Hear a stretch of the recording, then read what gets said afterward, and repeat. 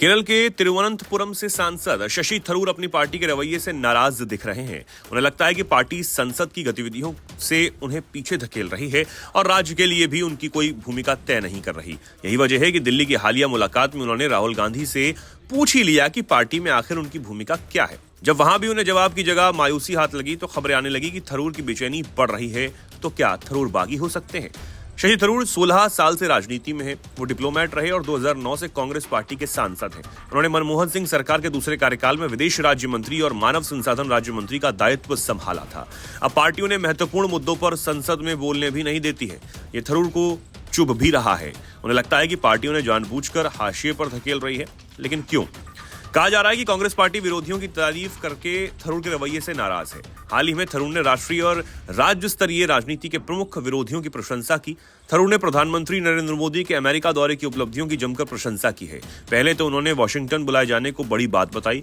थरूर ने 13 फरवरी को मीडिया के सवालों पर कहा, यह बहुत बड़ी बात है कि हमारे प्रधानमंत्री दुनिया के उन नेताओं में शामिल हैं जिन्हें अमेरिकी राष्ट्रपति डोनाल्ड ट्रंप ने अपना कार्यभार संभालने के 1 महीने के अंदर मुलाकात का न्योता दिया। यह अच्छा संकेत है।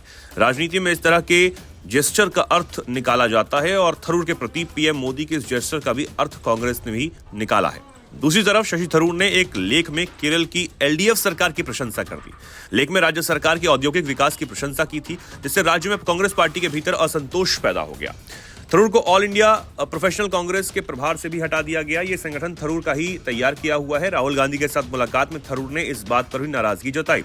खबरें आई कि उन्होंने राहुल से साफ साफ कहा, संसद में महत्वपूर्ण बहसों के दौरान उन्हें किनारे किया जा रहा है। तो क्या पार्टी उन्हें राज्य का राजनीति तक सीमित रखना चाहती है? अगर ऐसा है तो राज्य में उनकी भूमिका क्या होगी, ये उन्हें बता दिया जाए। इस पर राहुल गांधी ने थरूर को कोई ठोस आश्वासन नहीं दिया। इस पर राहुल गांधी ने कहा कि कांग्रेस में चुनाव से पहले मुख्यमंत्री पद के उम्मीदवार की घोषणा करने की परंपरा नहीं है। थरूर युवा कांग्रेस की जिम्मेदारी संभालने को भी तैयार थे, लेकिन राहुल गांधी ने इस ऑफर पर भी आनाकानी कर दी। बात लोकसभा की निकली तो यह भी ध्यान रखना होगा कि 2024 के लोकसभा चुनाव के बाद देश के पॉलिटिकल डायनेमिक्स में बड़ा बदलाव आया है। लोकसभा चुनाव में बीजेपी को बहुमत के आंकड़े से पीछे रखने में सफलता पाकर विपक्षी खेमे ने अपनी मजबूती दिखाई थी। कांग्रेस पार्टी की भी सीटें बढ़कर 99 तक पहुंच गई, जिससे लगा कि विपक्ष में अब राहुल गांधी का कद बढ़ेगा।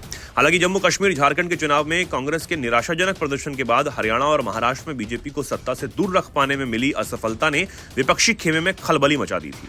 दिल्ली के हालिया विधानसभा चुनाव में इसका असर दिखा, जब कई सहयोगी दलों ने ही आप के समर्थन में कांग्रेस के खिलाफ खुलेआम मोर्चा खोल दिया।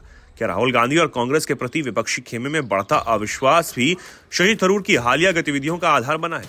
इसे लेकर अभी तो अटकलें ही लगाई जा सकती हैं। ठोस जवाब का तो इंतजार ही करना होगा।